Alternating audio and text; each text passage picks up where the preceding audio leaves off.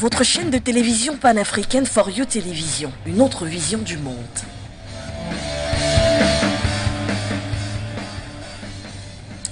De votre écoute, merci mesdames, messieurs, bienvenue à cette autre édition de votre avis contre le grand format du samedi 5 novembre 2022. De thématique, notre rendez-vous pour le compte de cette édition qui nous donne la possibilité de surfer sur près de 120 minutes ou sinon 110 minutes au cours de ce rendez-vous. Nous parlerons donc du partenariat entre la Russie et le Mali, le Kremlin qui a annoncé de approvisionner donc le pays à hauteur de près de 60 000 tonnes d'hydrocarbures, sans toutefois compter également le nombre de tonnes en termes de céréales, ce qui va devoir donc transiter par le port de Conakry en Guinée. Est-ce que à travers notamment cette dotation, cet approvisionnement russe, l'axe ou sinon le partenariat entre Kremlin et Bamako est au beau fixe? On va tenter de comprendre cela. Et cette action russe n'est-elle pas là pour narguer un tout petit peu les Occidentaux, ou du moins les forces impérialistes occidentales qui, depuis lors, tentent de tout faire pour que la Russie, bien sûr, soit mal vue. En deuxième thématique, nous irons du côté du Burkina Faso, prendre donc l'actualité du gouvernement qui s'insurge contre des propos mensongers de Jeune Afrique et bien sûr de RFI. Il y a quelques jours, notamment, le média magazine Jeune Afrique avait pu faire une publication relayée donc par RFI, dans laquelle on faisait part des recrutements de VDP, des sortes de forces donc qui viennent travailler en coaction avec les forces de défense et de sécurité, mais qui assurent notamment la veille dans les villages, et que ces différentes personnes recrutées faisaient donc partie d'une certaine ethnie qui était plutôt dans l'axe notamment du djihadisme et du terrorisme. Le gouvernement burkinabé est sorti notamment la semaine pour ce sujet contre ces propos. Mais clairement, si des médias à connotation française se chargent donc de pouvoir faire de telles publications, également de telles velléités, que recherche clairement cette affaire? Comment comprendre ceci? Est-ce qu'il n'y aurait pas la mainmise de la France? Sinon, que recherche la France autour de cette action qui vise notamment à vouloir ternir à l'image des pays africains? On se souvient que lors de la tribune, lors notamment de la 71e session de l'Assemblée nationale des Nations Unies, le président centrafricain Faustin Archange Touadéra avait évoqué un cas similaire sur l'image ternie de la République centrafricaine. Mesdames, Messieurs, ces deux thématiques vous seront déployées tout à l'heure. Le temps également pour nous de pouvoir vous présenter nos invités juste derrière cette transition. Chaîne de télévision panafricaine For You Télévision, une autre vision du monde.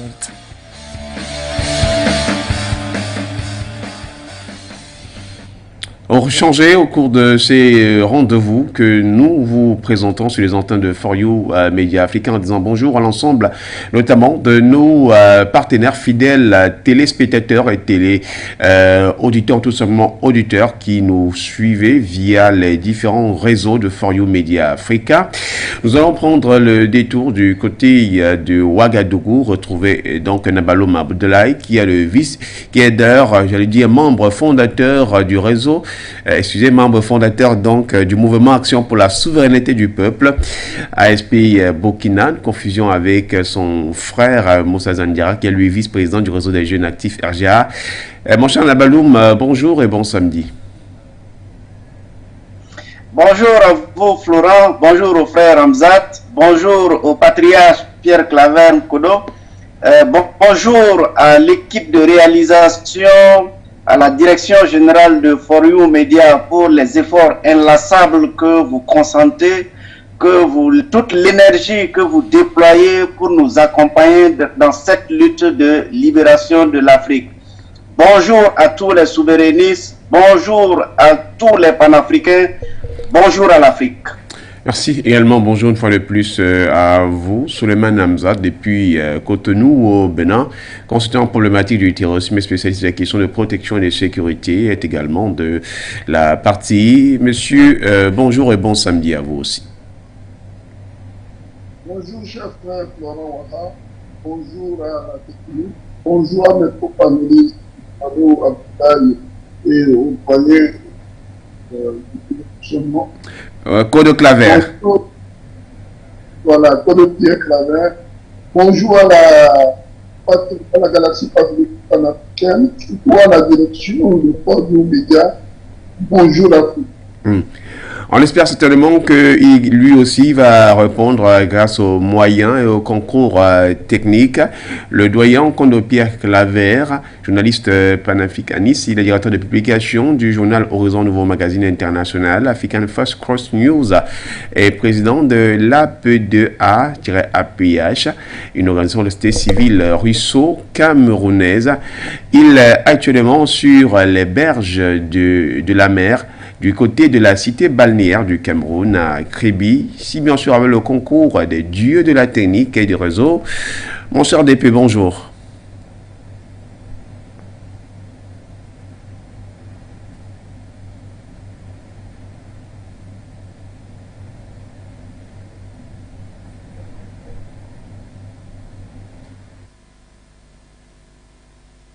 Communication qui ne sera pas bonne. Si également Moussa Zandira est avec nous. S'il n'est pas avec nous, on va rentrer directement de plein pied dans les échanges, espérant bien sûr que la capacité d'expression et puis du côté microphonique du doyen Kodo Claver, la situation va s'arranger. Je vais commencer avec vous, mon cher Nabaloum Abdoulaye. Il y a donc cette annonce de l'approvisionnement d'hydrocarbures et de céréales du côté du Mali, une affectation donc de la Russie. Une actualité comme celle-là, qu'est-ce qu'on peut comprendre clairement à travers cette action russe vis-à-vis du Mali? Le partenariat va bon train?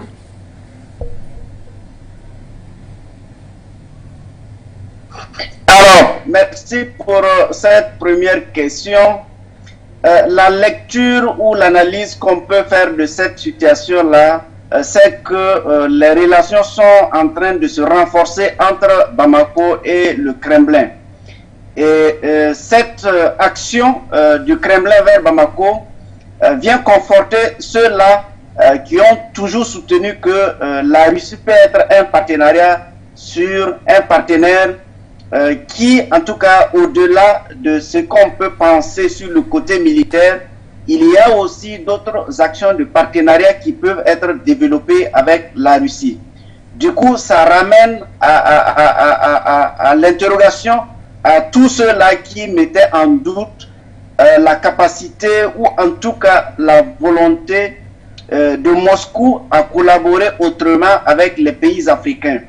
Quand vous écoutez l'opinion, ceux-là qui n'étaient pas pour le partenariat Russie-Afrique ont tendance à dire que la Russie n'a jamais réalisé ou en tout cas accompagné un pays africain.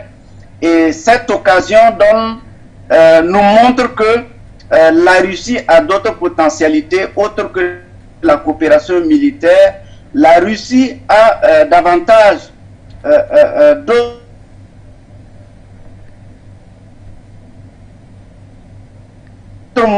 C'est peut-être qu'elle a pris le temps pour engager ce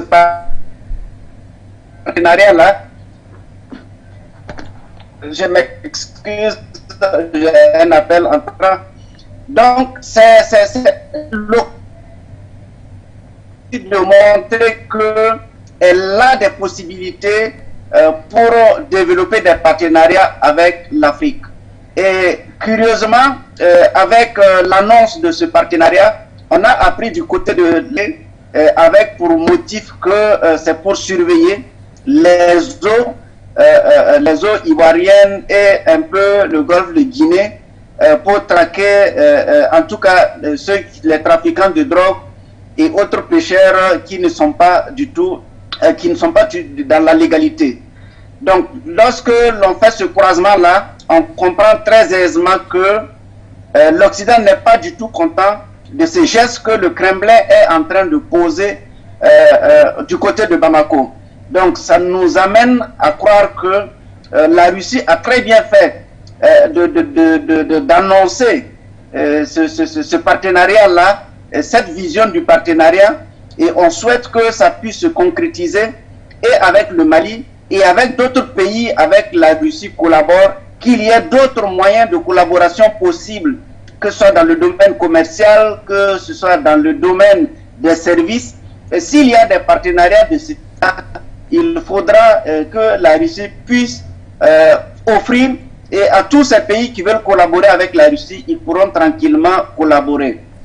Aujourd'hui, l'Occident se croit toujours être le maître de toutes les collaborations avec l'Afrique, alors que nous sommes conscients que ce partenariat avec l'Occident ne nous sert véritablement pas. Si je prends l'exemple du Burkina Faso, dès que le président Ibrahim Traoré a fait le pas pour rendre visite à son frère Assimi Goïta, alors vous avez vu que les États-Unis a fait une annonce pour dire qu'ils vont suspendre les relations commerciales avec le Burkina Faso. Donc vous voyez à tel point on peut faire ce chantage-là à un pays qui est en difficulté, qui cherche des solutions. Au lieu de l'accompagner, on trouve les voies et les moyens pour l'enfoncer. Donc ce geste de la Russie montre clairement que les peuples africains, montre que les nouveaux dirigeants africains doivent repenser leur système de partenariat, doivent développer davantage toutes les possibilités de partenariat et ne pas se contenter de ce précaré dans lequel on les a consignés comme étant l'essence ou en tout cas les conditions qui devraient permettre d'avoir une vie meilleure au niveau des populations africaines. Donc je pense que ce partenariat est vraiment la bienvenue, et s'il y a véritablement d'autres partenariats, je souhaite que des partenariats commerciaux puissent être développés avec la Russie et d'autres types de partenariats. Du côté de Bamako, je pense que c'est la bienvenue, et ça témoigne aussi de la crédibilité et de la volonté de Bamako à diversifier ses partenariats, à engager ce multiple partenariat-là, et montrer aussi à l'Occident que l'Afrique peut prendre ses décisions. L'Afrique a la capacité de pouvoir décider elle-même, elle a la capacité de pouvoir négocier avec tous les partenaires du monde, et surtout les partenaires qui peuvent leur apporter des solutions, qui peuvent leur apporter une aide essentielle et l'aide dont ils ont besoin. Aujourd'hui, ce que la Russie a annoncé, ce sont des éléments que Bamako a besoin. Et si dans un partenariat gagnant-gagnant, dans un partenariat de vision partagée, ça peut se concrétiser, c'est une très bonne chose parce que effectivement, ça permet à Bamako de couvrir ce qu'on appelle, d'amoindrir plutôt la cherté de la vie, et aussi ça permet à Bamako de raffermir sa gouvernance, de raffermir sa relation avec la relation entre les autorités et les populations, pour leur montrer que les autorités actuelles travaillent pour leur peuple, et le peuple aussi est en symbiose avec ces autorités, et ils font confiance aux autorités.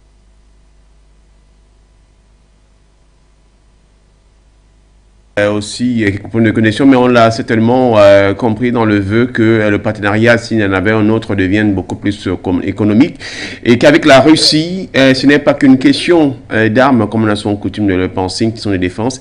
Il y a aussi l'aspect notamment de penser aux éléments vitaux. Souleymane Hamzat, l'attitude donc de la Russie aujourd'hui qui dote notamment le Mali en termes d'hydrocarbures et de céréales. On sait combien ces derniers moments, l'aspect dans les techniques d'hydrocarbures, c'est un peu très difficile pour notamment l'ensemble du monde de manière générale, après que aujourd'hui on assiste à une sorte de vacillement du monde sur l'aspect économique.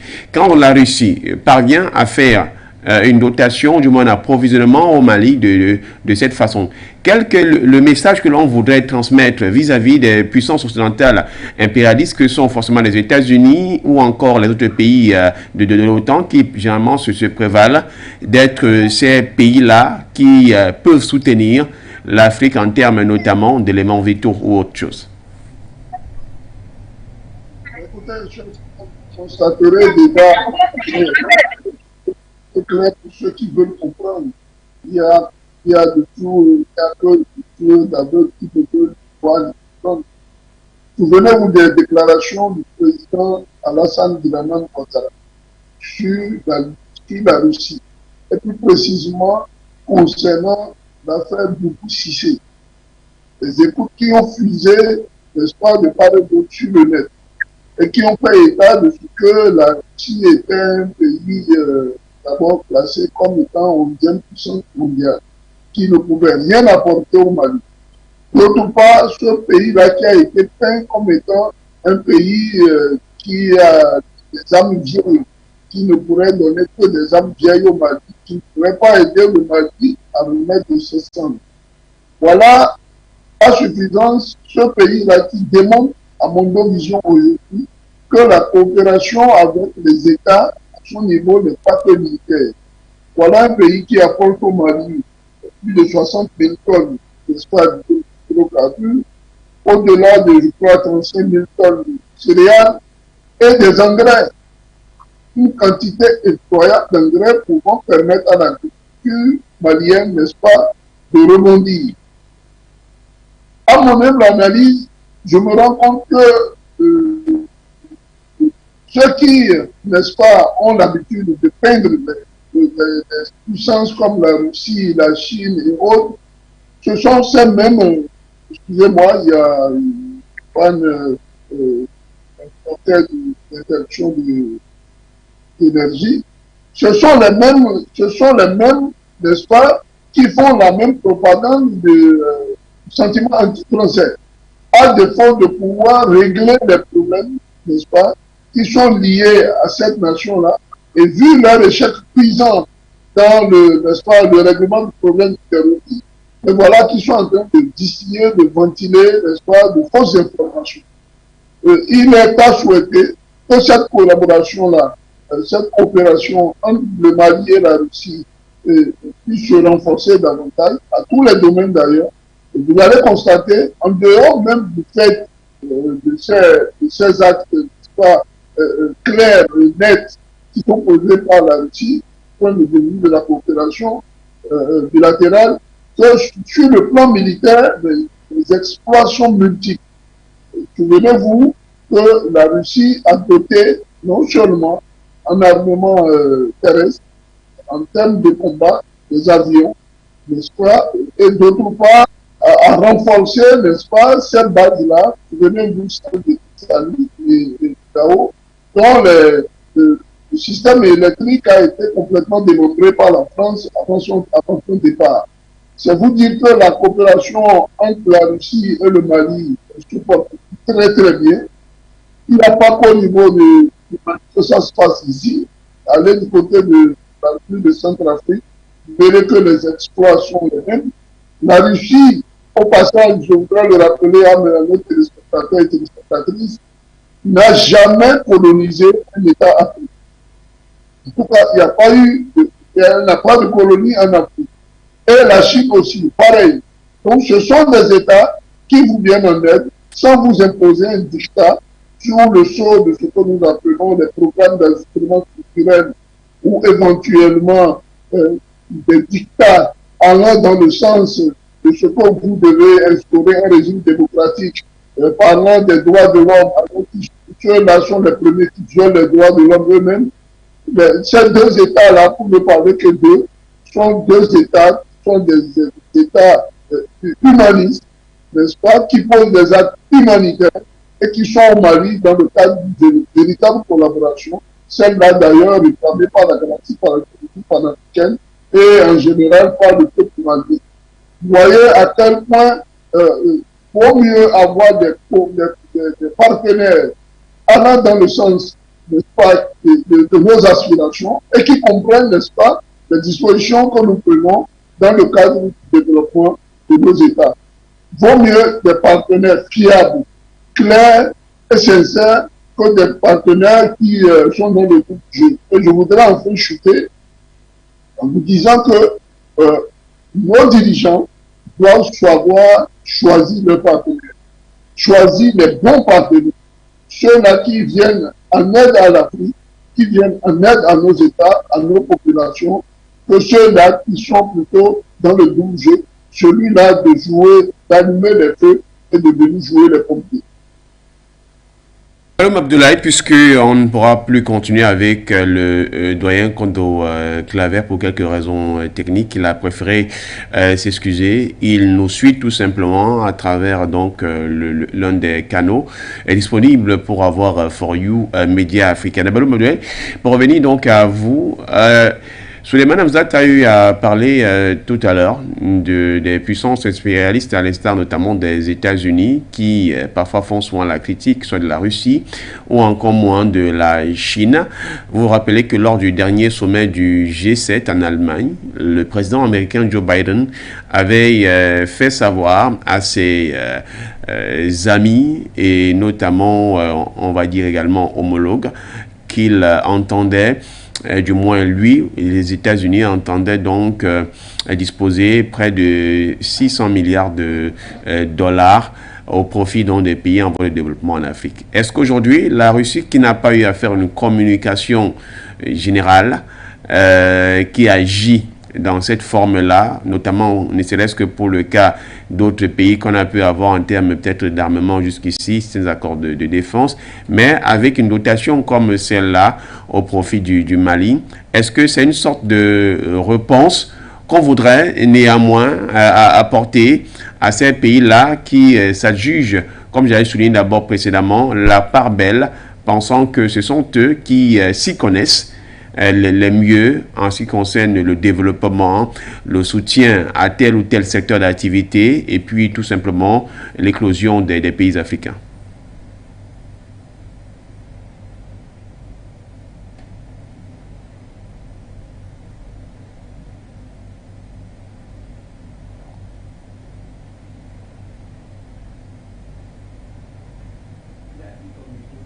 Nabaloum Abdoulaye, veuillez activer votre microphone. Nous signale-t-on.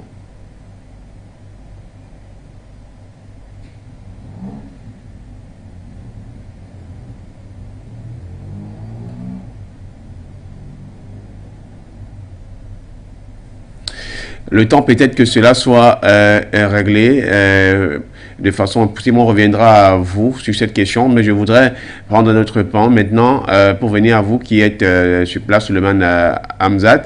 Il y a un aspect qu'il faudrait voir. Le fait que le Mali aujourd'hui soit justement ce pays à qui la dotation est possible, c'est vrai, vous me diriez clairement que le Mali est un peu plus avancé par rapport à d'autres pays en ce qui concerne les relations avec la Russie, et c'est la raison pour laquelle la Russie le ferait. Mais est-ce que ceci a un rapport aussi avec notamment la place spéciale en tant qu'invité de marque de la Russie ou encore Assimi Goïta, invité de marque de Vladimir Poutine lors du prochain sommet Russie-Afrique qui se profile à l'horizon? Je peux l'interpréter comme ça. D'une part, en profondeur, faisant une analyse de fond, il faut se rendre compte que le Mali s'est donné une feuille de route qui va dans le sens des aspirations de son peuple et qui, au plan international, rejoint, n'est-ce pas, les aspirations du peuple russe et des dirigeants russes. Cette aspiration-là qui consiste à un monde multipolaire, un monde libre, un monde sans dictat, un monde sans imposition d'un programme soit-il d'ajustement structurel ou autre. Et surtout pas un monde dans lequel il est dicté, n'est-ce pas, des aspirations à la démocratie. Et la Russie est un État qui laisse libre cours, n'est-ce pas, à nos États, le choix politique, le choix économique, et la direction dans laquelle elle souhaiterait orienter son partenariat. Ce qui est contraire, n'est-ce pas, au dictat occidental qui nous impose, n'est-ce pas, que tout doit passer par eux et rien sans eux. C'est vous dire à quel point, non seulement la coopération russo-malienne mérite d'être renforcée, d'une part, mais approfondie à d'autres secteurs. Parce que le Mali n'est pas un grand pays. Nous espérons que dans le cadre de la coopération, que le Mali certainement envisagera dans les mois qui viennent l'exploration, n'est-ce pas, de son sol, dans le cadre des hydrocarbures, par exemple, pourquoi pas dans le cadre, disons, du secteur minier, je parlais de l'or, du coltan, et je sais combien de fois le Mali bénit de par le ciel, n'est-ce pas, de ces minéraux, et il faut enfin avoir une coopération, n'est-ce pas, plus approfondie en termes d'échange, de commerce, je veux dire, surtout. Parce qu'il ne suffit pas d'apporter à chaque fois des aides, mais il faut élaborer un cadre de concertation qui puisse permettre des échanges entre les deux États. Enfin, je voudrais, pour ceux qui n'ont pas encore pris le pas, et je vais parler de notre frère capitaine du Burkina Faso, le très respecté président Ibrahim Traoré, lui demandait de tirer le son de tout ce qui se passe dans le cadre de la coopération avec la Russie et le Mali. Moi, je vous l'ai souvent dit ici, j'ai souvent fait cette citation de mon père, qui dit que quand vous ne savez pas faire, prenez le temps au moins de copier. Si vous ne savez pas copier, trichez, mais trichez dans le bon sens. Essayez de voir ce qui est bien, ce qui est faisable, ce qui est pragmatique, qui puisse permettre de gérer la cité dans les restaurants et mettez-les en exergue. Si c'est le cas, avec le Burkina Faso, ben nous applaudissons. Mais je pense que du côté de la Guinée, de la Centrafrique, les axes sont pris, les décisions sont prises pour aller aussi dans ce que le Mali fait. Et en conclusion, j'appelle à une synergie d'action avec la Russie. Entre les pays dont je viens de citer, à savoir la Guinée, le colonel Mamadi Doumbouya, le Mali du colonel Assimi Goïta, le Burkina du capitaine Ibrahim Traoré et le centre de l'Afrique du président Touadéra, afin qu'il y ait une synergie d'action. Parce que de l'autre côté, vous remarquerez qu'il y a des tractations, n'est-ce pas, entre chefs d'État, qui pour le moment restent souvent sans communiquer. Donc il y a certainement des choses qui se préparent et il va falloir que de l'autre côté aussi prenne la responsabilité, n'est-ce pas, la responsabilité préventive, n'est-ce pas, de se préparer face à une éventuelle menace, soit telle ou autre incident qui pourrait survenir et qui malheureusement pourrait endeuiller ou endommager toutes les transitions. Peut-être avant de sortir de cette thématique de la Russie entre le Mali, Nabaloum Abdoulaye, je ne sais pas si finalement on pourra échanger avec vous. Est-ce que du côté de la technique, on peut nous rassurer que Nabaloum Abdoulaye, on peut continuer avec lui?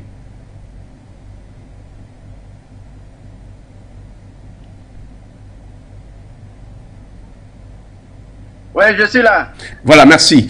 Alors, avec vous, nous posions la question précédemment, c'était de savoir est-ce que l'attitude russe vis-à-vis du Mali était une réponse à l'endroit notamment des puissances impérialistes, notamment le camp de l'OTAN avec les États-Unis qui envisageaient ou qui envisagent, d'ailleurs, puisque jusqu'ici, ils n'ont pas encore dit non, de disposer près de 600 milliards de dollars à l'endroit des pays en voie de développement. Est-ce que c'est pas une forme de réponse que la Russie a eu à apporter à l'endroit de ces pays?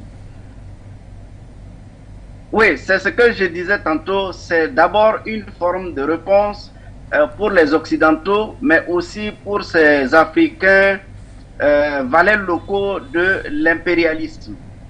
C'est une réponse, pourquoi? Parce que quand vous regardez l'aide que la Russie fait au Mali, d'abord par son caractère, on sent bien que c'est ce que les Maliens ont demandé, c'est les besoins exprimés par les Maliens qui sont en train d'être satisfaits. Contrairement à ce que la politique, ou en tout cas la façon de faire de l'impérialisme qui est devenu dicté, ou en tout cas de venir penser toujours qu'il faut distribuer l'argent, et c'est toujours ce qu'on a toujours fait, ce qu'ils ont toujours fait, pardon, et qui n'a jamais porté de résultats. Donc, la Russie, certainement en apportant cette aide qui répond à un besoin précis de Bamako, vient conforter davantage ceux-là qui pensent que la Russie peut être un partenaire, et un partenaire non seulement pas sur le plan militaire, mais aussi dans beaucoup d'autres domaines et de secteurs. Donc, aujourd'hui, il est certain que l'Occident essaye par tous les moyens pour, en tout cas, amadouer tous ces différents pays qui ont opté de signer un accord ou des partenariats avec la Russie. Et je disais tantôt, si vous voyez le cas du grand bateau français qui est venu du côté de la Côte d'Ivoire, certainement c'est pour intimider ou en tout cas développer des velléités pour entraver la bonne marche de cette coopération-là. Mais ici, ce qui est beaucoup plus important, c'est la volonté du peuple et des autorités maliennes à tracer leur voie, à décider et trouver les partenaires qui les respectent dans les choix. Et c'est ce que les Maliens ont toujours réclamé. Ils veulent des partenaires qui respectent le Mali et qui respectent leurs choix. Donc si c'est le choix du Mali et la Russie comprend cette façon de faire, cette volonté imprimée par Bamako, et la Russie répond effectivement dans ce sens-là.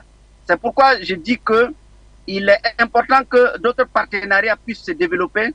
J'ai pris l'exemple du Burkina Faso où les États-Unis décident unilatéralement de couper leurs relations commerciales avec le Burkina Faso.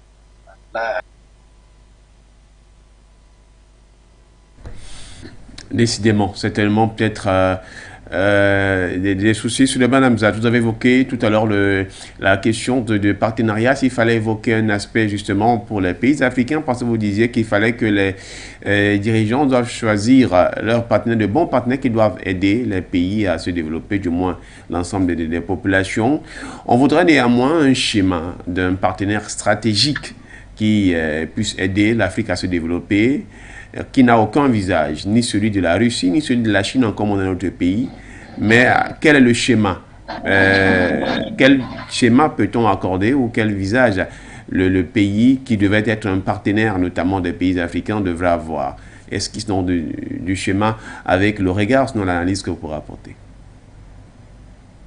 Écoutez, je n'ai pas de proposition particulière. Moi, je juge par rapport aux actes. Je vous ai fait un récit de ce que la Russie n'a jamais colonisé un pays africain. Et partant, n'impose à aucun pays, n'est-ce pas, dans le cadre d'une aide ou d'un apport qui soit financier, coopératif, etc., n'impose aucun dictat. Ne leur dit pas où il faut aller, comment il faut y aller, dans quelles conditions il faut le faire. Ce n'est pas le cas des Occidentaux, par exemple, qui, au travers de certains mécanismes, comme le FMI, la Banque mondiale, l'Agence financière de développement, et comment ils appellent ça, le Millennium Challenge Account, il y en a une pléthore par lesquelles on vous impose, si vous voulez avoir de l'argent ou une aide ou quelconque je vais dire, quelconque aide, et on vous impose un dictat. Vous devez aller à la démocratie. Vous devez libérer, même, il faut même jusqu'à faire libérer des opposants qui leur sont favorables et qui sont éventuellement porteurs d'espoir sur une élection qui vient dans 3 ou 4 ans. Ils sont capables de tout. Ce n'est pas le cas de la Russie et de la Chine qui ont au-delà, en deçà de tout ce que je viens de citer, viennent dans une coopération n'est-ce pas, qui vous dit, moi, écoutez, vous avez besoin de ça, envoyez-nous le projet, il y a une homologation de part et d'autre, les deux parties s'entendent, pardon, et très rapidement, les fonds sont mis à disposition. Ouais, donc, ce type de coopération est plutôt profitable à l'Afrique.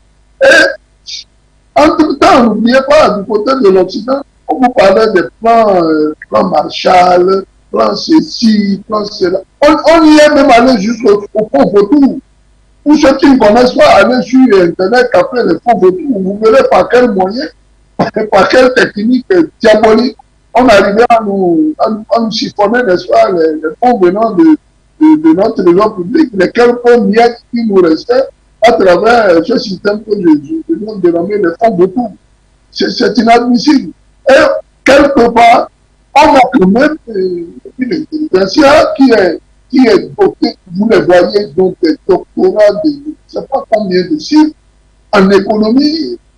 Déjà, oui, j'étais à la Banque mondiale, il y en a qui est au pouvoir du côté de la Côte d'Ivoire. Vous voyez comment le peuple ivoirien est traité, malgré que on vous fait des citations kilométriques, n'est-ce pas, de leur parcours. Banque mondiale, j'ai été FMI, j'ai été président de l'État. Vous voyez, c'est pour vous endormir tout ça. Moi, je suis face à la réalité et de manière pragmatique, je juge sur la base des actes posés de part et d'autre des partenaires que nous avons. Il n'y a pas un schéma type qui nous amène vers un partenaire, mais plutôt lorgner sur les actes de ce partenaire par rapport à notre. Si les aspirations de nos populations sont prises en compte par ce partenaire, il devient un partenaire fiable. Je vous donne encore un exemple. Vous savez combien de fois les Occidentaux se foutent de notre gueule. Au passage du président Macron ici dans mon pays, le président Patrice Talon lui a demandé, n'est-ce pas, la possibilité d'avoir des drones. Et on lui a dit qu'il fallait mettre en place une structure, il fallait avoir un cadre de concertation bipartite entre les militaires français, l'armée française et l'armée béninoise. Et on vous mélange dans un truc qui n'en finit pas. Mais de l'autre côté, quand la Russie a besoin de drones kamikazes, c'est la demande à l'Iran et le problème des Israël. On n'a pas besoin de commissions tripartites, de multipartites. Les gens nous endorment, chers frères, on nous endort et on nous prend pour des idiots. Et c'est à ça que répond la galaxie patriotique panafricaine avec détermination. Il faut en finir avec le débat. C'est terminé, le bordel. Maintenant, il faut regarder clair. Celui qui est avec vous, il est avec vous. Celui qui n'est pas avec vous, il est votre ennemi. C'est tout. C'est notre manière de voir et telle doit être la vision des futurs dirigeants d'Afrique. Si vous êtes avec des gens qui vous créent des amis, séparez-vous-en. À quoi sert de rester dans un mandat incestueux qui vous pousse, n'est-ce pas, à la désolation tous les matins? Si la Russie, d'autre part, et je vous donne un dernier exemple, a pu donner des armes neuves à la Centrafrique pendant que la France lui donnait des armes frélatées et qui n'étaient même plus d'utilité, allez comprendre qu'il y a deux poids, deux mesures. Vous êtes avec moi ou vous n'êtes pas avec moi. Si vous êtes avec moi, ben, aidez-moi à me relever dans le sens des aspirations de mon peuple.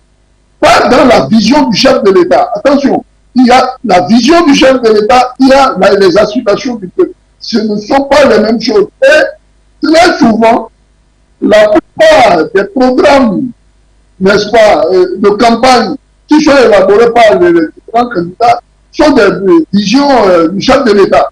Dans la vision du chef de l'État. Dans la vision du chef de l'État. On pourrait faire ça dans tous les discours. Au lieu de penser aux aspirations du peuple.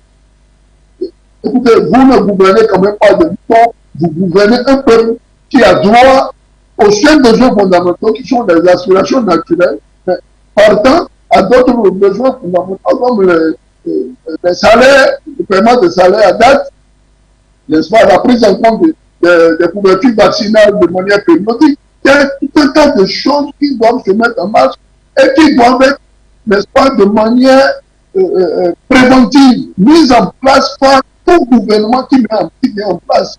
Gouverner, c'est prévoir. Il ne faut pas attendre la dernière minute. C'est comme l'a dit d'ailleurs un téléspectateur sur une de vos émissions. On ne nourrit pas la poule le jour du marché.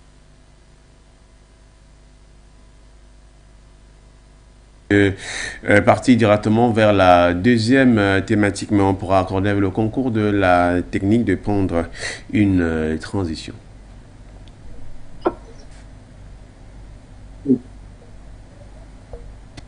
Votre chaîne de télévision panafricaine For You Télévision, une autre vision du monde. Votre chaîne de télévision panafricaine For You Télévision, une autre vision du monde.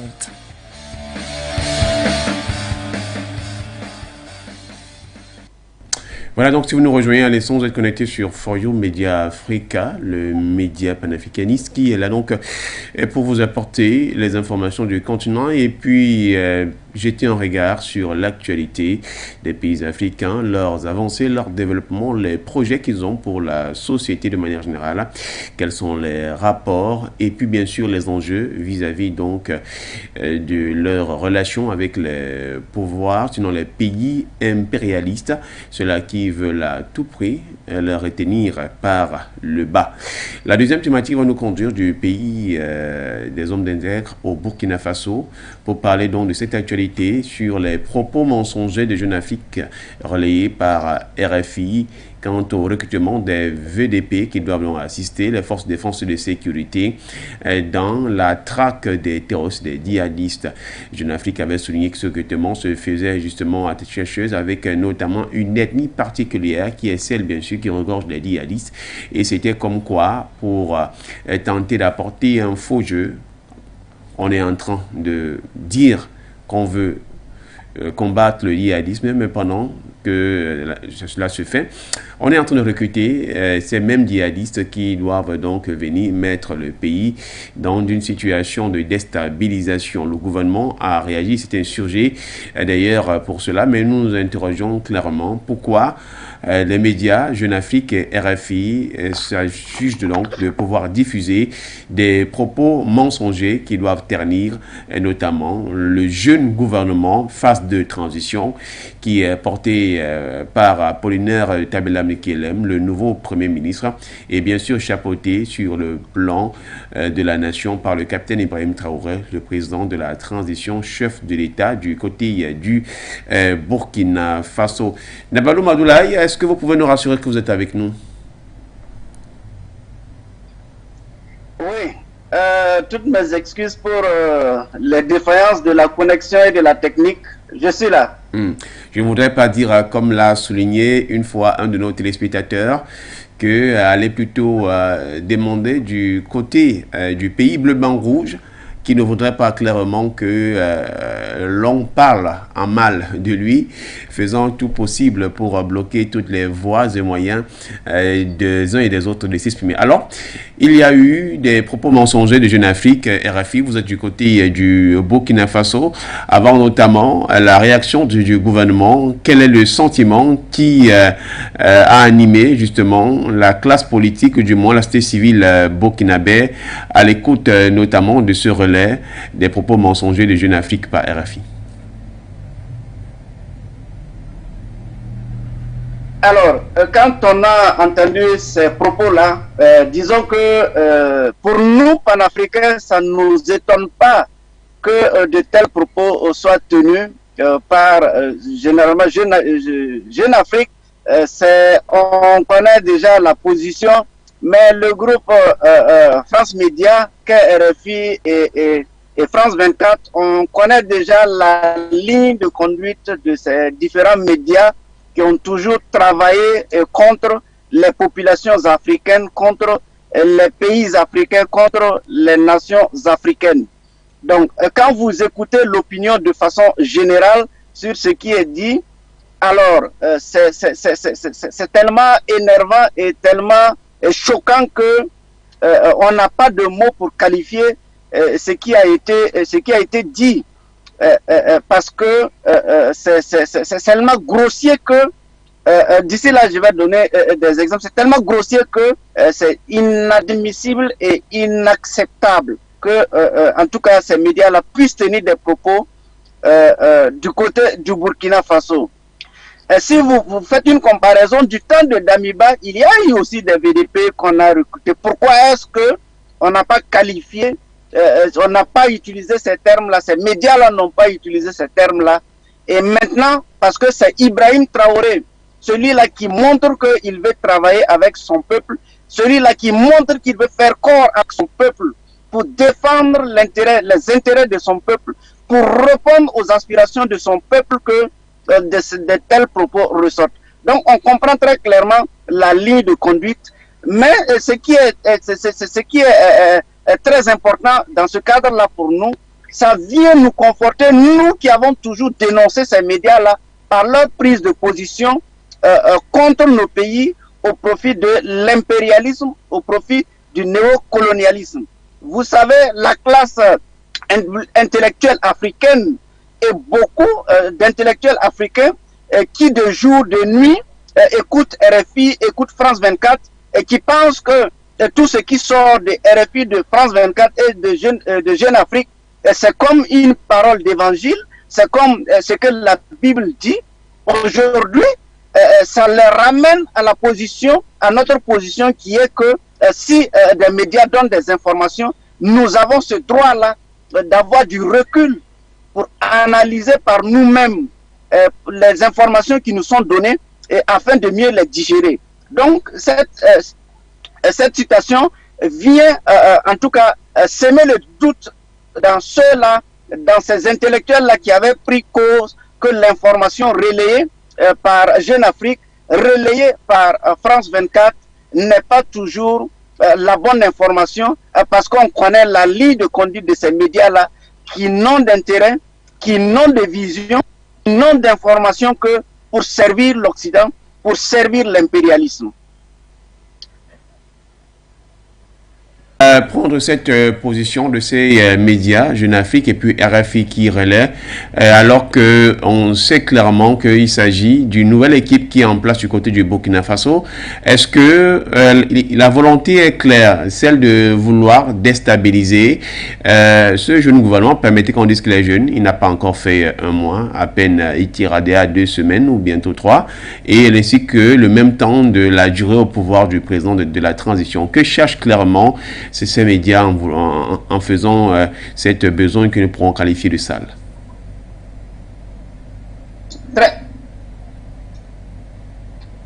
Alors, très clairement... Souleymane Hamzat, pas vous Nabaloum, Souleymane Hamzat. D'accord. Déjà, chers frères, il faut voir, ces journaux-là, comment ils appellent ça? Ce ne sont pas des journaux, ce sont des feuilles de choux. Des feuilles de choux pourries et mal entretenues qui sont en manque de vitesse. Vous comprendrez que la valeur qu'avait ces journaux-là de la France-Afrique, ce sont des organes de la France-Afrique. Jeune Afrique et tout le bazar qui fuit avec. Ce sont des organes qui, en tant que jadis, nous faisaient croire à l'époque où il n'y avait pas Internet aujourd'hui, où il n'y a pas Foyou Média, où il n'y a pas d'autres médias qui nous apportaient, n'est-ce pas, une notion de cloche. C'était les médias qui étaient en vogue. Ils vous souviennent que tout le monde avait sa petite radio au chevet de son lit pour écouter, n'est-ce pas, RFI, et la Voix de l'Amérique, et je ne cite pas les autres. Ce sont des médias de propagande occidentale.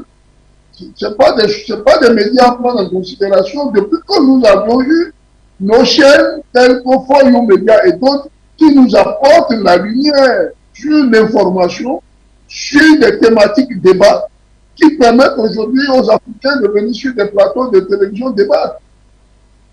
Ce sont des feuilles de choux qu'il faut renvoyer à la porte de la poubelle. Il ne faut même pas lire ces conneries-là parce que ils sont dans un rôle. Il leur a été attribué, ils ont des attributs, si vous voulez, qui leur permettent, n'est-ce pas, de faire de la propagande occidentale et colonialiste. Comment un petit journal qui est logé, je ne sais pas où, vous croyez que la France aujourd'hui a encore les valeurs qu'elle avait en temps. Vous voyez même dans leur parlement là-bas, là, on traite un député, moi, lui demandant de rentrer chez lui. La France a perdu une certaine valeur.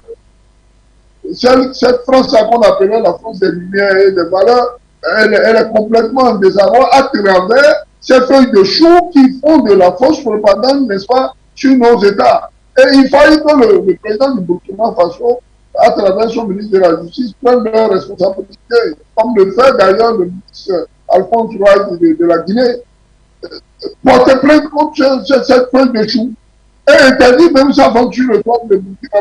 C'est une connerie. Et vous voyez, à un moment donné, honnêtement, je pense que nos dirigeants doivent avoir ou aller à l'école de l'art, de l'art comment on appelle ça, il faut qu'ils appliquent, il faut qu'ils arrivent à appliquer la loi du talion. Ça doit être du 1 pour 1 dans le Mali, le premier ministre malien l'a dit à la tribune des Nations Unies, n'est-ce pas? À chaque réponse, n'est-ce pas, qui passe en dérision, réponse qui passe en dérision. À chaque coup de fusil, un coup de fusil aussi. Ça doit être l'apanage des jeunes panafricains qui viennent aujourd'hui au pouvoir. Il faut se faire respecter à tout prix, à tout point de vue, à tout égard, et contre vents et marées. C'est inadmissible qu'un petit journal de merde, je pèse mes mots et je les assume, viennent à la fin du monde dire qu'on recrute des terroristes. On veut réinsérer dans le cadre du fait. Si nous recrutons des terroristes, admettons même que ce soit le cas, c'est notre choix. Ce n'est pas le choix du journal ni de ceux qui sont de l'autre côté. Moi, j'invite les autorités burkinabées à prendre leurs responsabilités, à porter plainte contre cette feuille de chou qui est mal arrosée et qui n'a pas eu d'engrais depuis un certain nombre de temps. Et vous voyez, quand vous ne les encensez pas financièrement, vous ne leur donnez pas les miettes qui sont déposées dans le trésor, voilà quel spectacle se livre. Qui vous souviennent que les mallettes ont fusé de part et d'autre quand le père fondateur de ce journal-là était en place. Hein, allez lire les interviews de Bourgui, vous vous rendrez compte de combien de mallettes étaient transportées. Mais quand vous n'envoyez plus de mallettes, il faut bien trouver un stylo en voie de disparition, n'est-ce pas, pour venir répondre des inepties de ce genre. Du temps de Damiba, qu'ils ont longuement supporté, il n'y avait pas de recrutement de Kolego. Il a si bien dit à Abdoulaye, n'est-ce pas, Iboula, Abdoulaye vous a porté ici le témoignage vivant en tant que fils digne burkinabé de ce corps du temps de Damiba, il y avait des recrutements. Et d'ailleurs, vous voulez faire défendre votre patrie par qui? Pas des apatrides. Mais ces gens-là sont-ils sérieux? Ce sont les enfants du Burkina en premier qui doivent défendre de sol la patrie burkinabé. Et partant, tous ceux qui ont cette aspiration-là patriotique et panafricaine à leur côté. Pourquoi ils pensent-ils que la France a encore ce vestige du temps où on parachute n'importe quel soldat sous le poids ici, on vient semer le bordel, la chérie, comme ça se passe d'ailleurs en ce moment-ci en Côte d'Ivoire. Il y a un déferlement de troupes dont on ne connaît même pas les méandres. C'est terminé ça. L'Afrique n'est plus à vendre et le Burkina encore moins. Je réitère mes propos. Le peuple burkinabé et partant ses dirigeants, et en particulier le ministre de la Justice, doivent prendre des sanctions contre ce journal-là. Interdire ce journal-là d'être vendu sur le sol burkinabé. C'est une feuille de chou qui va intoxiquer, n'est-ce pas, le mental des burkinabés. Plus jamais des conneries comme ça sur le sol. Il faut répondre du tac au tac. Quelqu'un vous gifle-le à votre tour. Ce n'est pas donner de mauvais conseils. Parce que la manière dont ces gens-là ont longtemps, n'est-ce pas, se sont longtemps foutus de notre gueule, doit arrêter de paraître. Ça doit arrêter. Il faut qu'on mette un terme à ça. Et pour mettre un terme à ça, mais écoutez, il m'a été enseigné dans les casernes que la meilleure défense, c'est l'attaque. En tant que, là, je vous réponds en tant que soldat. La meilleure défense, c'est l'attaque. De pas que celui qui vient prendre des inerties sur vous tous les matins continue sa besogne, mettez-le aux arrêts. Trouvez les voies et moyens pour le mettre aux arrêts. Et aujourd'hui, les moyens légaux pour nous, n'est-ce pas, et constitutionnels, c'est la justice burkinabé. Que la justice burkinabé interdit que ce torchon-là. On ne vendra plus ce torchon-là au Burkina Faso. Et partant, n'est-ce pas, porter plainte contre les autorités ou bien les responsables de cette feuille de chou. C'est mon avis sur la question. Abdoulaye, je vous donne la possibilité de réagir là-dessus, parce qu'au moment où nous invitions Souleymane Hamzat à donner son point de vue, vous pensez que c'était vous et vous sembliez avoir quelque chose à dire.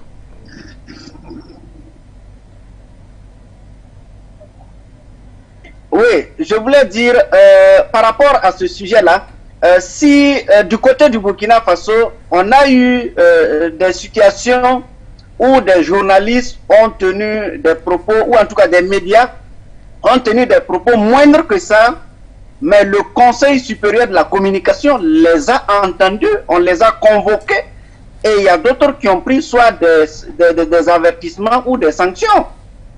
Donc, c'est pour montrer à quel point la situation est extrêmement gravissime. Les propos qui ont été tenus, que nous pensons que au-delà de ce que le gouvernement a fait, la déclaration, il faut aller plus que ça et trouver des solutions, non pas des solutions, il faut trouver des réponses appropriées.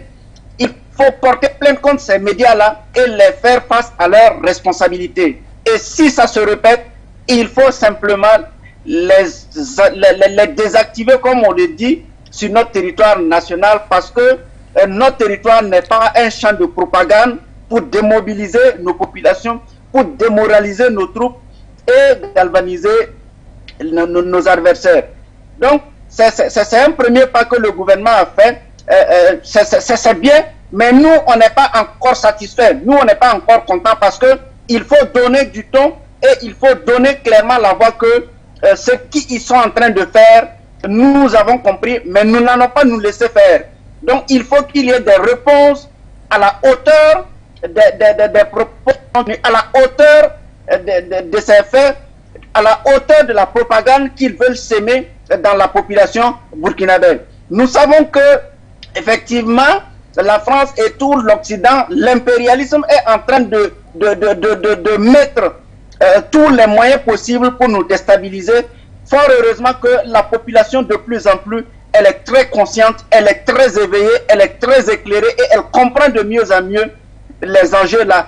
Parce que depuis que cette guerre a commencé, nous avons toujours dit, cette guerre n'est pas une question de terrorisme, ce sont des mercenaires qui ont été envoyés pour nous déstabiliser à des fins finesques, à des fins de servir à d'autres personnes. Donc, ça vient conforter les propos qui sont tenus, les propos qui continuent de vouloir créer la division, parce qu'ils ont commencé d'abord pour dire c'est une histoire de musulmans, chrétiens, mais ils n'avaient pas compris toute la maturité du peuple burkinabé, parce qu'au Burkina Faso, vous pouvez aller trouver dans une même famille, il y a des musulmans, il y a des chrétiens, il y a des animistes, et ce sont tous des frères. Nous n'avons pas ce complexe de religion-là. Avec ça, ça n'a pas marché. Ils ont voulu faire le régionalisme. Et le régionalisme aussi, ça n'a pas marché. Aujourd'hui, ils sont en train de tenter maintenant avec cette question d'ethnie.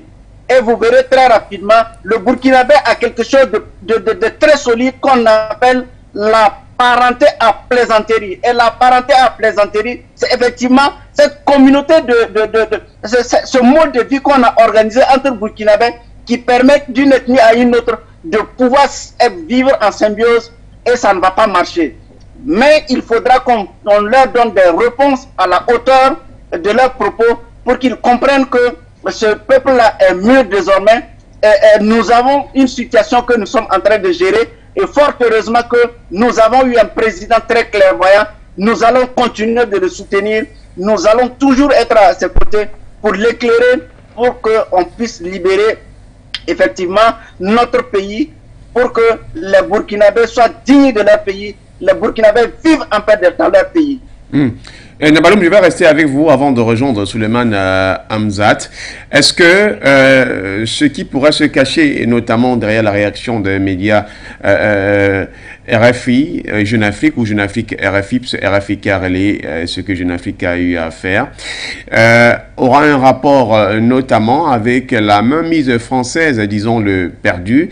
Vous avez évoqué une situation qui se vit actuellement au Burkina Faso, où depuis les événements du 30 septembre, 1er et 2 octobre, où il y avait eu donc des mouvements, il y a eu l'Institut français, notamment du côté de Ouagadougou, bien Bobo du Lasso, qui s'est retrouvé également donc dans cette question de mouvement, étant comme une sorte de victime. Tout un aspect des choses. Vous avez souligné que la France a eu à dépêcher les enquêteurs et puis également des forces de défense et de sécurité du côté du Burkina Faso pour faire quoi, des sortes d'enquêtes ou tout autre, peut-être chercher à condamner, à trouver, je ne sais pas trop, des des personnes qui seraient notamment à l'origine, mais à qui on devait faire porter le chapeau. Est-ce que, quand vous observez à peu près cette actualité ou sinon cette question, on ne peut pas établir un rapport autour de cela? Non, tout est lié. Tout est lié et c'est connu. Ils ont d'abord annoncé qu'il y a 6 gendarmes qu'ils ont dépêchés pour protéger l'ambassade et les institutions françaises qui sont au Burkina Faso. Et par la suite, on a encore appris qu'il y a un autre groupe d'environ 50, en tout cas, qui sont venus encore au Burkina Faso. Donc, nous avons compris très clairement que la France sent de plus en plus qu'elle est en train de perdre le Burkina Faso. Comment il faut faire pour ne pas perdre le Burkina Faso? Donc, elle est en train de développer toutes les stratégies possibles, et même du côté des OSC, on apprend qu'effectivement, il y a des gens, on tente de corrompre certaines personnes pour casser l'élan, pour casser la lutte. Mais je dis, ce peuple-là, aujourd'hui, est très clairvoyant. Et vu la situation que vivent les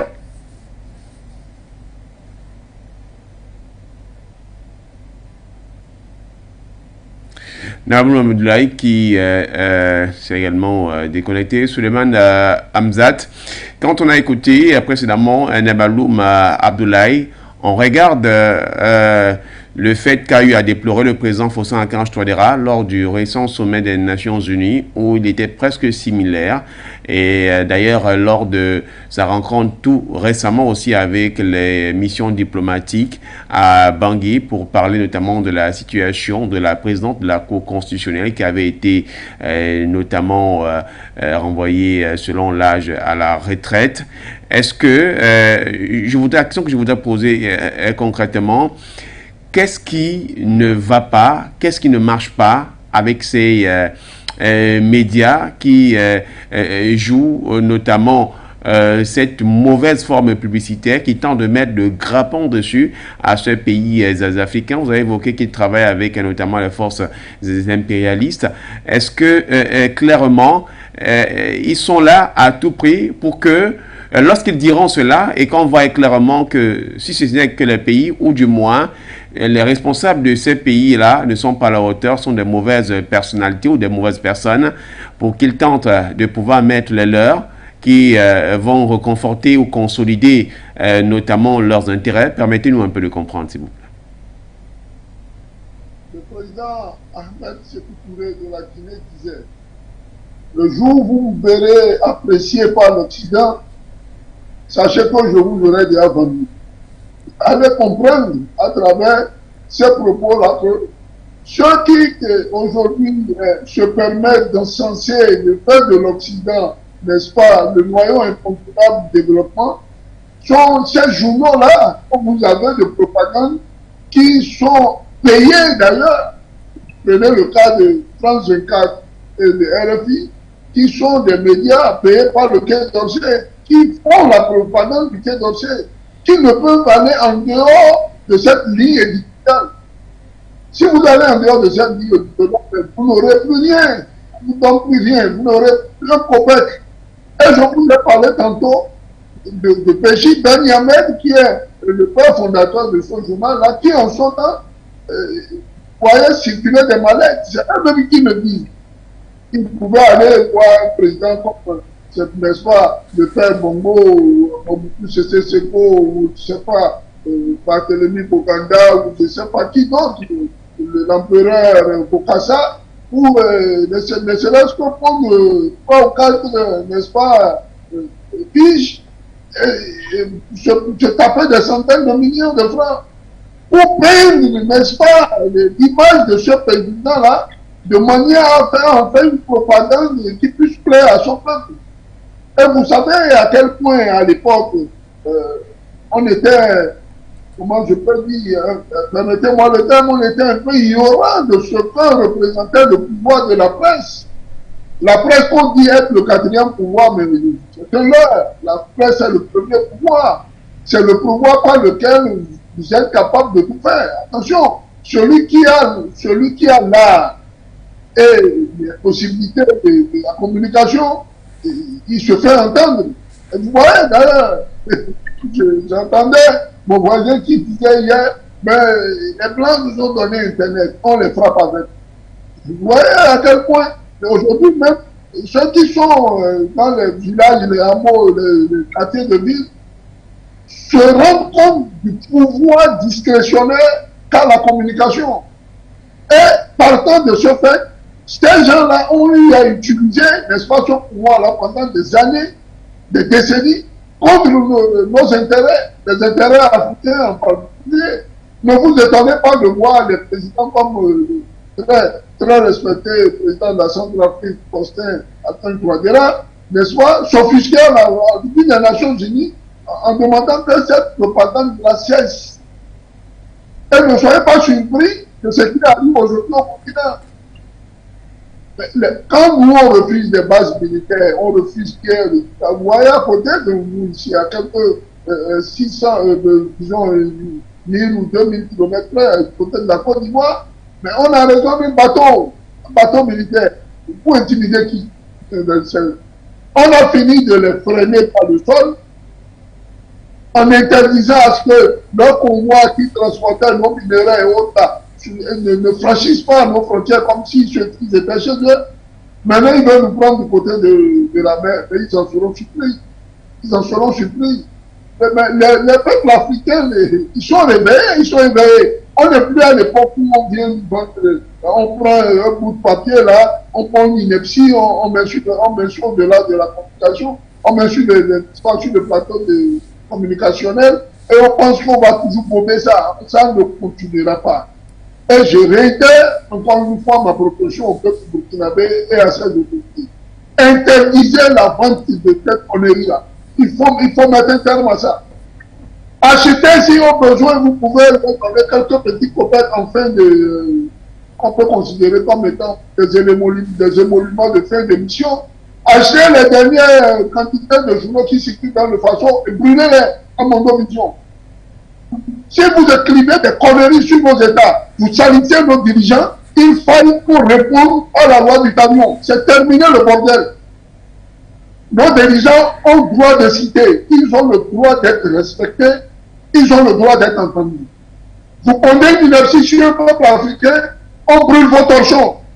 Ça va être désormais comme ça. Il faut se faire respecter. À un moment donné, vous insultez nos chefs d'État, nous montons au créneau, nous insultons les vôtres. Et c'est à ce point-là, je pense, qu'on va commencer par se faire respecter. Je regardais le cas du Mali. Je ne cesse de revenir sur le Mali à chaque fois que je suis dans vos émissions. Le Mali est en train de nous donner des zones. Je ne sais même pas comment qualifier. Mais c'est angélique qui se peut faire le Mali et ses dirigeants. Ils sont en train de nous montrer à quel point mais la dignité de l'homme, je ne dis pas de l'homme noir, je dis de l'homme en premier, mais c'est quelque chose qu'il faut revendiquer. Il faut s'en saisir et faire comprendre à ceux qui veulent vous rabaisser plus bas que vous ne le méritez pas. Quand vous ignorez l'histoire d'un pays, mais souffrez quand les enfants de ce pays vous montrent la voie.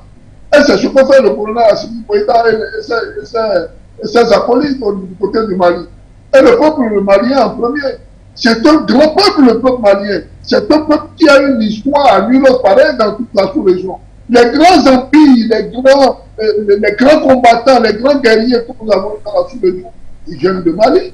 Ils viennent du Mali. D'ailleurs, allez prendre sur la galaxie économique actuellement. Ceux qui tiennent l'économie sous-régionale, c'est en dehors du Nigeria. C'est le Mali, c'est les Maliens. Je peux vous citer, sans pas de citer, l'hôtel Azalaï, il y a plusieurs compagnies. Tout ça là, c'est à qui? C'est aux Maliens. Les Maliens ne sont pas de la mer. En partant, le peuple burkinabé et encore moins tout le peuple africain. Si vous refusez de vous faire respecter, ou si nous refusons de nous faire respecter, nous allons retomber dans les travers de pouvoir. Et je l'ai souvent dit, refuser de subir, c'est passer à l'action. Si ils nous amènent, emmettons-les. Emmettons-les à notre tour. Les feuilles de choux qui sont conduits contre le célèbre peuple du Burkina. Donc, il faut que le peuple burkinabé fasse le sacrifice d'aller acheter ces conneries-là, aller sur la place de l'indépendance et de les faire brûler. Faites brûler ça. Et interdisez, vous qui êtes en place et qui êtes les autorités, Interdire c'est aussi simple. Le Mali l'a fait. Le Mali vous a donné l'exemple. Elle a fait qu'il prenait des inerties. On a trouvé tellement, on a tel soldat, des trucs sans preuve, qui étaient ventilés de partout, sur les chaînes, et qui fondaient de facto la peur, l'inquiétude au sein de nos populations. Depuis qu'on les a parlé de là-bas, vous entendez encore quelque chose? Est-ce que vous entendez encore quelque chose? Alors il va falloir qu'on comprenne. N'allons pas à l'université nécessairement avec des diplômes de politiciens, politicologues, je ne sais pas de quel mot on attribue à ce truc-là, pour venir faire des débats télé. Si quelqu'un vous frappe, frappez-le. Si quelqu'un vous frappe dans le sens qu'il est en train de vous rabaisser, ne vous laissez pas faire. Encore moins si ce sont les gens que nous connaissons là. Ces ténébreux fantomatiques qui de loin ont des marionnettes en océan et qui les utilisent, n'est-ce pas, pour nous endormir. Le Haut Conseil de la communication au Burkina Faso doit prendre ses responsabilités. Le président Ibrahim Traoré et le gouvernement burkinabé doivent prendre leurs responsabilités et interdire cette feuille de chou qui est mal arrosée depuis un certain temps et qui pense qu'elle a besoin d'engrais. Son engrais qu'elle a eu le chercher en Ukraine. Et Nebaloum Abdoulaye, on va sortir également avec notamment ce que Suleiman Hamzat vient de souligner. L'heure est à la phase offensive. L'offensive qui, cette fois-ci, corrobore avec la défensive. Il faudra à tout prix réagir. La réponse du berger à la bergère, automatiquement faire quelque chose pour démontrer qu'on n'est pas un sous-État, mais qu'on est bien sûr un État qui a la possibilité de prendre ses décisions et de pouvoir diriger sa politique comme elle veut, sans toutefois qu'on vienne la salir son territoire. Oui, pour reprendre fait pour fait, il y a un fait qui s'est produit ces derniers jours où, pour ravitailler la ville de Guibo, selon les informations que nous avons, les terroristes ont dit que si nos militaires arrivent à approvisionner Guibo, ils vont déposer les armes. Alors nos jeunes soldats aussi ont dit que si eux, ils n'arrivent pas à rentrer, à ravitailler Guibo au plus tard le 3, eux aussi ils vont déposer les armes. Et fort heureusement, nos soldats ont pu ravitailler sérieusement Guibo et sans encombre. Donc c'est pour dire que aujourd'hui nous avons la chance d'avoir ce jeune capitaine très éclairé qui a pris vraiment l'engagement de se battre pour l'intérêt du peuple, de se battre pour sortir ce peuple-là de la situation d'insécurité, de la situation humanitaire, de la situation de pauvreté et dans la situation de désolation que vivent les populations. Et les populations aussi sont très conscientes des enjeux, très conscientes de la situation et a décidé d'accompagner ce jeune président. Alors, donc, s'il y a des velléités comme ça, c'est pourquoi nous disons il faut répondre du tic au tac. Et c'est ce qui va se passer. Et qui connaît l'histoire du Burkina Faso et connaît comment est-ce que les Burkinabés réagissent quand ils sont harcelés dans leur situation ou dans leur position. Et je vous assure que ça ne va pas rester ainsi. Et si ça se produit, nous allons encore réagir et encore et plus fermement.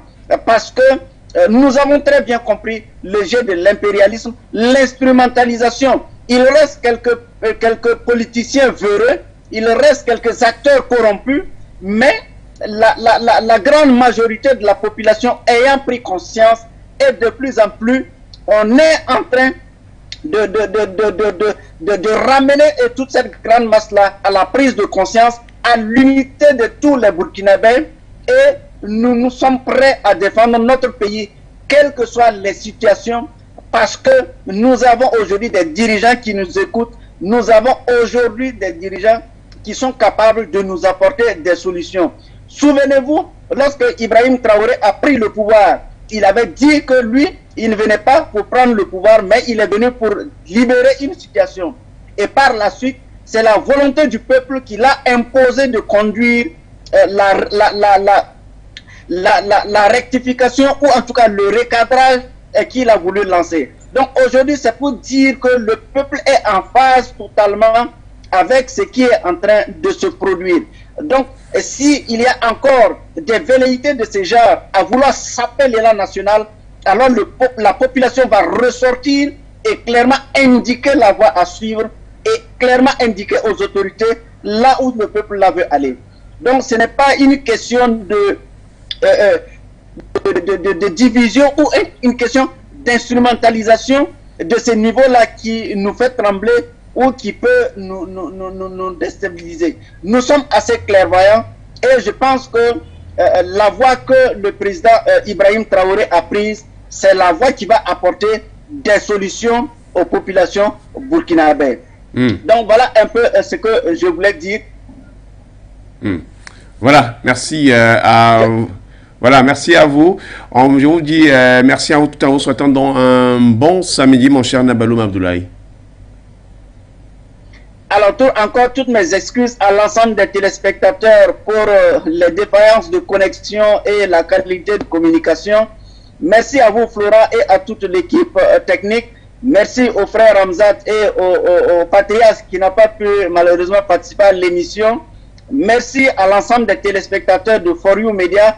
Encore merci à la direction générale pour l'occasion que vous nous donnez de nous exprimer, pour conscientiser plus, pour mener cette lutte-là, cette lutte qui va libérer les peuples africains, cette lutte-là qui va libérer l'Afrique. Merci et bon week-end à vous. Bon week-end à vous, Souleymane Hamzat. On vous dit également merci d'avoir pris de votre temps ce matin pour venir échanger avec nous sur l'actualité du continent. Comme l'a dit mon prédécesseur, les remerciements n'arrêteront pas de pleuvoir jusqu'au chef frère Florent Ouama pour toutes les thématiques pointues qui visent à réveiller et à éveiller les consciences africaines. Partant, nous voudrions remercier le PDG de cette chaîne qui inlassablement se bat pour permettre à la jeunesse d'être non seulement conscientisée, mais d'avoir un sursaut patriotique. Remercier les techniciens qui de l'homme nous permettent d'être vus aux quatre coins du monde. Ils font un travail merveilleux malgré les déboires liés, n'est-ce pas, à la complication. Je veux parler de l'accessibilité à Internet et autres. Remercier mes co-débatteurs Nabaloum Abdoulaye et le très respecté patriarche Kodo Pierre Claver, que je salue ici avec déférence. Et enfin, demander à la galaxie patriotique panafricaine de se tenir debout aux côtés de tous les dirigeants dont l'aspiration veille à nous sortir des ténèbres. Très agréable week-end à vous, très agréable week-end à vos frères journalistes. Que les bénédictions du Dieu. Merci, nous souhaitons également, pareil, Souleymane Hamzat, merci à la technique, du moins la réalisation qui a porté donc la signature d'Abolo Patrick ce matin. Madame, Monsieur, au plaisir de vous retrouver la semaine prochaine par les grâces divines et sous le contrôle de Dieu. Ne manquez pas le rendez-vous lorsqu'il sera notamment 16h GMT par là et 30 minutes un peu plus pour prendre le rendez-vous avec l'International, le grand magazine du samedi sur les antennes de For You Media Africa qui viendra donc planter le décor de l'actualité. Et puis demain, dimanche, ne manquez pas également aussi le programme dominical désormais Politoscope. Begoudé Madone sera au rendez-vous avec vous, mais à l'international, Nguéné et Begoudé feront donc le plaisir de vous entretenir en compagnie de leurs invités et notamment des sujets qui vous paraîtront intéressants pour l'actualité du continent. Mesdames, Messieurs, le monde bouge, l'Afrique aussi, figurez-vous que nous aussi. Bon week-end à vous. Votre chaîne de télévision panafricaine For You Télévision, une autre vision du monde.